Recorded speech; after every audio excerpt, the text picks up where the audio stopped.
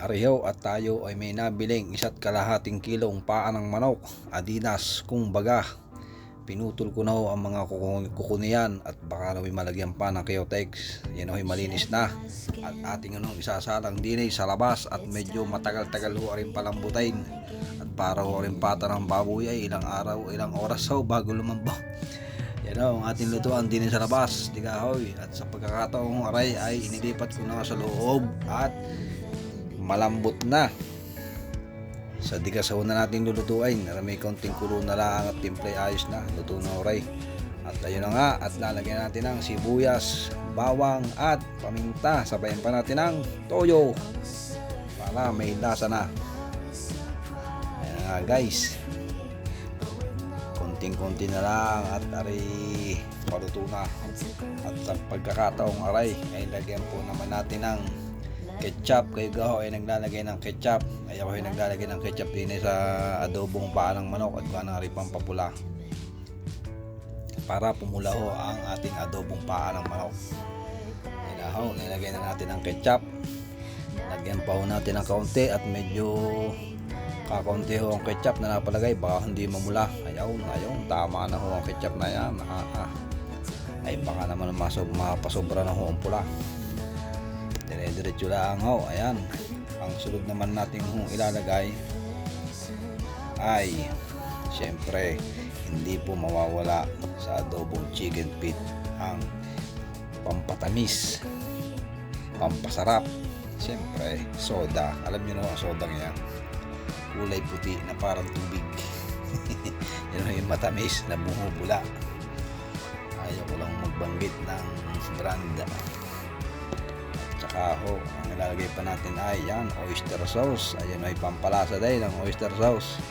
Siyempre laging meron ganyan sa ating adobong oyster sauce. Ini dagdag lasa din ho sa ating adobo. At sa pagkakataon ng mga oray, siyempre ilalagay naman ho natin ng suka. Suka ho yan guys, suka. Hindi pwedeng wala ho ang suka sa adobo. At hindi ho kumpletong adobo pagka walang suka, syempre pampalasa ho yun. Yun na ho, at ating halu-haluin na, ating pagsama-samahin na ang mga sahog at para lumasa na. Pag ari na kuluan ay pwede na lantakan na rin. Kuha ng malambot na ho rin paa ng manok ay maghihiwalay na ang buto sa laman. Ay pag ari na kuluan pa ho ng matagal ay nakaw, ay baka magdurog-durog na. Nga ho guys, atin na pakukuluan.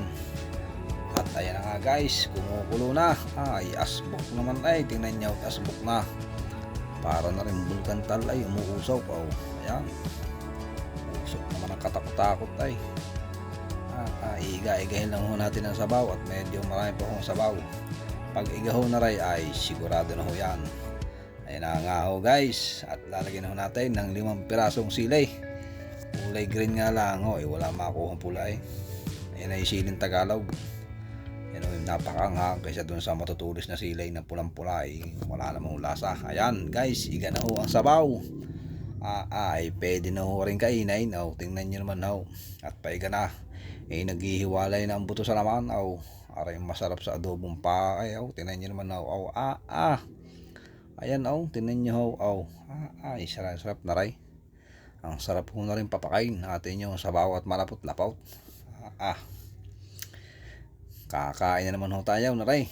Ang gusto ko lang din ipapakay. Ayan na nga guys, at atin ang hinangaw para magkaintindihan na.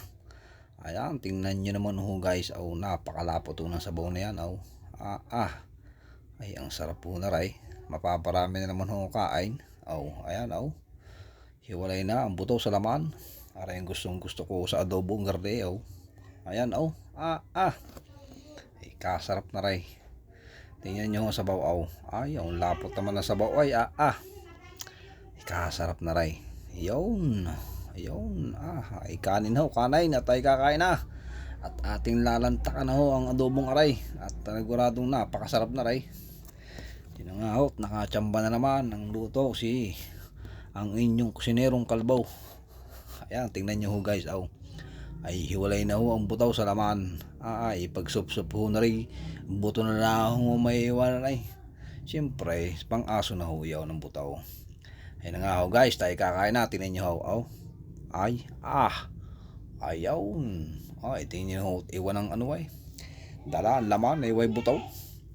Ay, kasarap. Kain ho tayo. Kayo kayo mahilig din sa garning ulam. Ay, ako'y napakahilig ho din eh. Yan nga ha guys. Salamat ho sa panonood. Thank you po, thank you.